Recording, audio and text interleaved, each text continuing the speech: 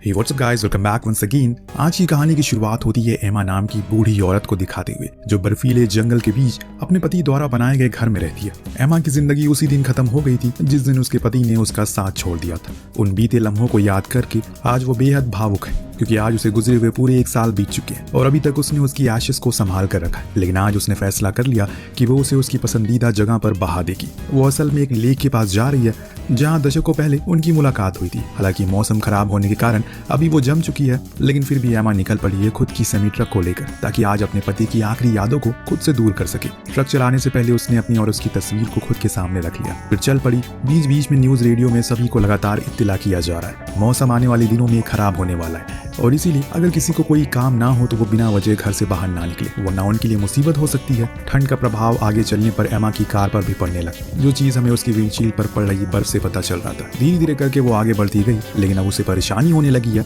सड़क को देखने और इसीलिए उसने एक जगह खुद की ट्रक को रोका और आसपास नजर मारने लगी। अब कहाँ जाना है तो वो साथ लाए मैप को खोलती है, लेकिन उसमें चीजें बहुत ही ज्यादा कॉम्प्लिकेटेड थी। वो खुद बाहर आई और देखने लगी कि किस मोड़ पर जाना चाहिए उसे। बर्फ की चादर ने चारों तरफ पूरा कब्जा किया है, इसीलिए उसे कुछ भी समझ नहीं आ रहा है। इतने में एक आवाज ने अपनी ओर उसका ध्यान खींचा। एमा उसके पीछे पीछे चलती चली गई जहां जाकर उसे एक पुराना लकड़ी का कॉटेज दिखा। बाहर एक बूढ़ा शख्स कुछ लकड़ियां काट रहा था। ट्रक से वो जैसे ही बाहर उतरी पहली नजर उसकी जमीन पर गिरे खून पर गई, जिसे देखकर वो कुछ अजीब सा लगा उसे।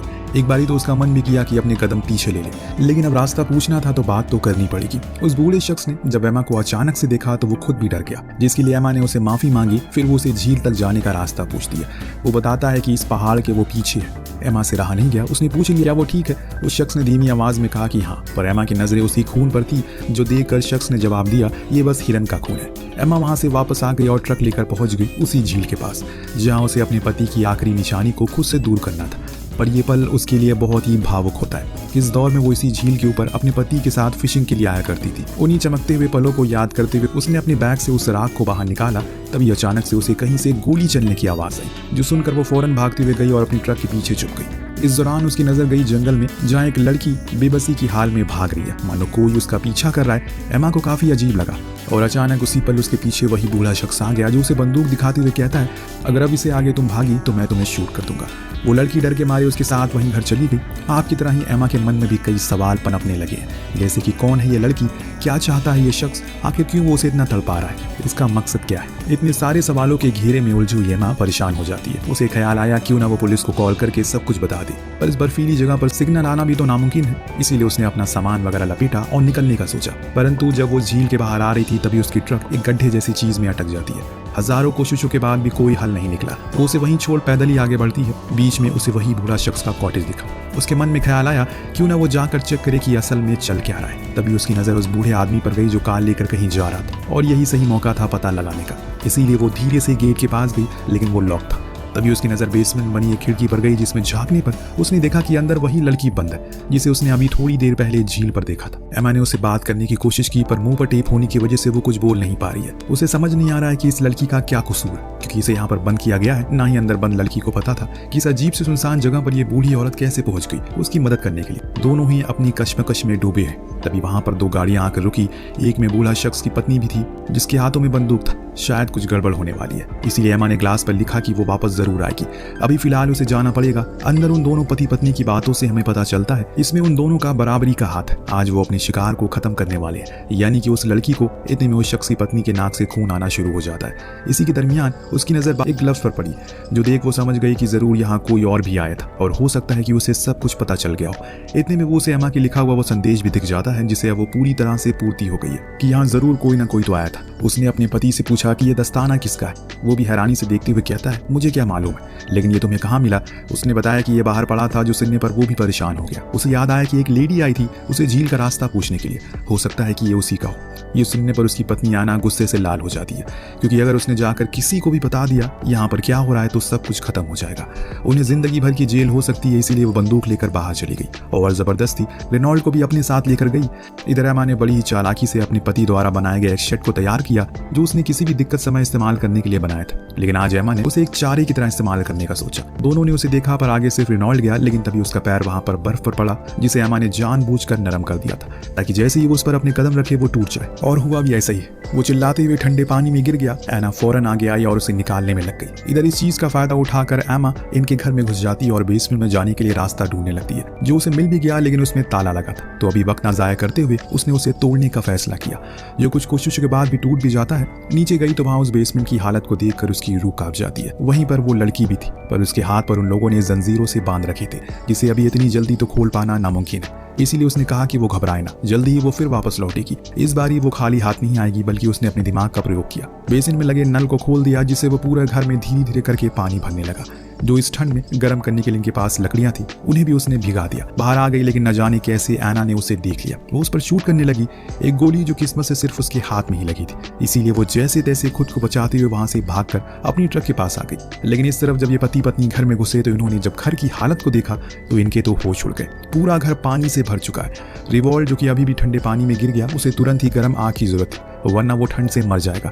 पर आग तो जल ही नहीं सकती, क्योंकि लकड़ियां इन्होंने रखी थी वो पूरी भीग चुकी है। तो अब बस दो ही ऑप्शन है, या तो ये बाहर से सूखी लकड़ियां ढूंढ कर लानी पड़ेगी, या फिर इन्हें इंतजार करना होगा। परंतु रिवॉल्ट के पास ज्यादा समय नहीं है। एमा जाकर अपनी ट्रक के पास खुद के इलाज करना शुरू करती है, लेकिन तभी उसकी नजर पड़ी अपने हाथों पर। उसकी शादी की रिंग कहीं गुम हो चुकी है और इस अनन फनन में वो भागती उस गड्ढे के पास वहां पर गई। उसे वो नहीं मिली, जिसे वो मायूस होकर अपने उस सुनहरे पल को याद करने लगी, जब उसे पति ने पहली बार उसे वो रिंग देकर शादी के लिए प्रपोज किया था। उस दिन को वो कभी भी भूल नहीं पाएगी। तभी उसने देखा कि वो भूला शख्स अपनी बंदूक वहीं छोड़ गया, जिसे उठाकर वो प्रण लेती है, चाहे कुछ भी हो जाए वो उस लड़की को बचा कर रहेगी, फिर चाहे खुद की कुर्बानी ही क्यों ना देनी पड़े उसे। दूसरी तरफ एना अपनी पति को लेकर कार में आ गई ताकि हीटर उसे गर्म कर सके, पर रिवॉल्ट का कहना था कि वो और नहीं चल सकता। उसके शरीर में अब सारी चीजें ठंडी पड़ चुकी है।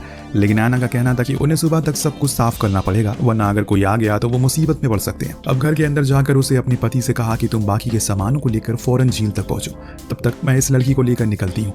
रिवॉल्ट की अभी वो हालत नहीं है कि वो इतनी दूर पैदल चल सके, पर उसकी बीवी ने उसे जबरदस्ती की, इसीलिए उसे ये करना ही पड़ता है। और कुछ ही देर में ये दोनों उस बंधक लड़की को लेकर बाहर आए, कार में बैठा दिया। तभी रिवॉल्ट को अचानक याद आया, अरे मेरी बंदूक तो यहाँ है ही नहीं।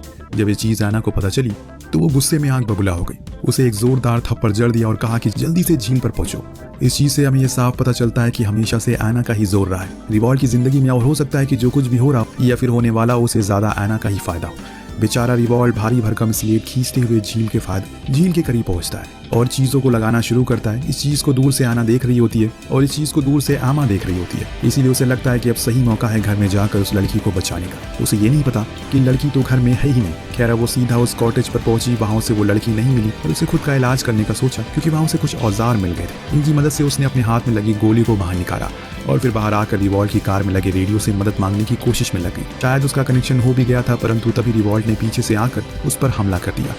लेकिन उसकी मदद से इतनी बेकार हालत थी, लेकिन उसकी खुद की इतनी हालत थी कि ज्यादा देर वो उससे लड़ नहीं पाया और ऊपर से आमा ने उसका पैर भी जख्मी कर दिया था। वो उसके सामने अपनी जान की भीख मांगना शुरू करता है। सब कुछ सच सच बता देता है कि इसमें उसकी कोई गलती नहीं है। दरअसल उसकी बीवी का मानसिक संतुलन ठीक नहीं है। जिस लड़की को हमने बंदी बनाया है उसने पहले भी कई बार खुदकुशी करने का सोचा और मेरी बीवी को लगता है कि अगर उसे मारकर खत्म कर देगी तो उसकी तबीयत ठीक हो जाएगी, इसीलिए वो उसे झील के पास लेकर गई थी। मैं तो खुद थोड़ी देर में मर जाऊंगा, प्लीज मुझे हॉस्पिटल जाने दो। एमा को उसकी हालत पर तरस आने लगता है। वो कहती है कि ठीक है जाओ, वहां जाकर तुम पुलिस को यहाँ भेजोगे, तभी मैं तुम्हें जाने दूंगी।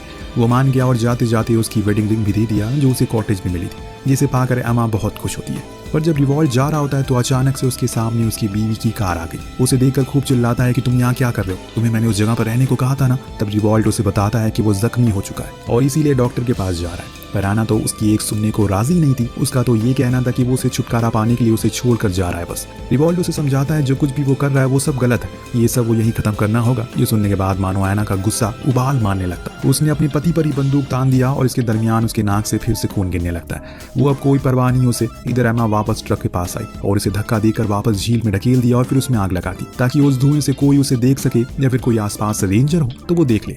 हुआ भी ऐसे ही दोस्तों। जब वो बाहर आई तो दो पुलिस वालों ने उसे देख लिया। पहले तो उन्हें लगा कि शायद वो कोई कातिल है, पर बाद में जब एमा सब कुछ बोलने लगी तो वो फौरन उसके पास उस कॉटेज में गए। बाहर खड़ी आना की कार उसे दिख गई तो ये दोनों पुलिस वाले उतरकर उनके करीब जाने लगते। उसने दोनों को शूट करके खत्म कर दिया और फिर एमा पर भी गोलियां चलाने लगी, पर वो तो सही समय पर ट्रक के पीछे आ गई। इस बीच उसने देखा उसने अपने पति को मार डाला है, यानी कि रिवॉल्ट अब इस दुनिया में नहीं रहा, लेकिन उसकी पत्नी तो शायद किसी को जिंदा नहीं छोड़ने वाली। सही मौका देकर एमा ने उसके पैर में शूट कर दिया, जिससे अब वो घायल हो चुकी है। इसीलिए उसके पास अब समय नहीं है वो कुछ कर सके, उस लड़की को बचा सके। लेकिन तभी वो दोबारा खड़ी हो गई और गोलियां चलाने लगी, जिससे बचने के लिए एमा एक पल्ले के नीचे छुप जाती है। तो एना ने उसे पल्ली को ही गिरा दिया और शूट करके, जिसे वो बेहोश हो जाती है। उसी बेहोशी में उसने उस दिन को याद किया जब वो अपने पति के लिए नाश्ता बना रही थी। उस दौरान उसने अपनी आखिरी सांसें भर ली। दरअसल उसके पति को कैंसर था, इसके कारण वो पहले ही गुजर गया।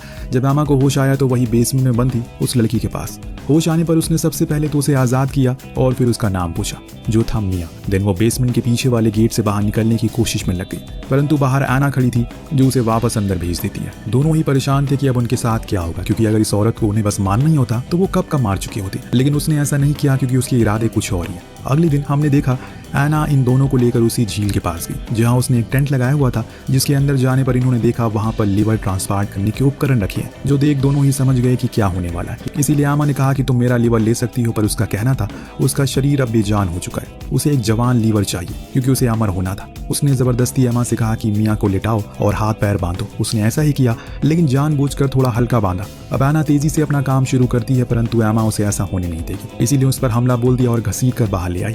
उसने उस पर बंदूक तान दी, लेकिन उसमें तो गोलियां है ही नहीं। तब गुस्से में और पागलपन का शिकार हुई एना उसे घसीटते हुए उसी गड्ढे के पास ले जाने लगी जो उसी ने बनाया था। लेकिन तभी मिया ने खुद को आजाद कर लिया और बाहर आ गई, परंतु एमा को पता था कि अब इस हाल में नहीं है कि वो और लड़ सके। उसने चालाकी से खुद की हथकड़ियों से एना को भी बांध दिया और उसे लेकर उसी गड्ढे में कूद गई। तेजी से वो गहराई में जाने लगी और अपने साथ उसे भी ले जाने लगी। अपनी आखिरी सांसों में उसने वो किया जो वो करने के लिए यहाँ पर आई थी। अपने पति की राख को उसने उसी झील में समा दिया और खुद भी उसमें डूब गई, लेकिन उस लड़की को बचा लिया जिसने उसे खुद से वादा किया था। खामोशी से उसने खुद को कुर्बान कर दिया। शायद इसी को डेस्टिनी कहते हैं। उसने कभी नहीं सोचा था जो जगह उसे हमसफर की पसंदीदा होगी वहीं वो अपनी आखिरी सांसें लेगी। ऊपर खड़ी मिया को बर्फ में छिपी एमा और उसके पति की तस्वीर मिलती है, जिसे जिंदगी भर एमा ने अपने सीने से लगा कर रखा। लेकिन अब मिया उसे अपने साथ ले जा सकती है क्योंकि उसके लिए एमा एक फरिश्ता थी, उसे बचाने के लिए आई थी, वरना जिस जगह पर वो कैद थी वहाँ कोई इंसान कभी पहुंच ही नहीं सकता। वेल, आपको कहानी कैसी लगी हमें कमेंट करके जरूर बताएगा। मिलते हैं अगली वीडियो में। Thank you so much watching. Peace out.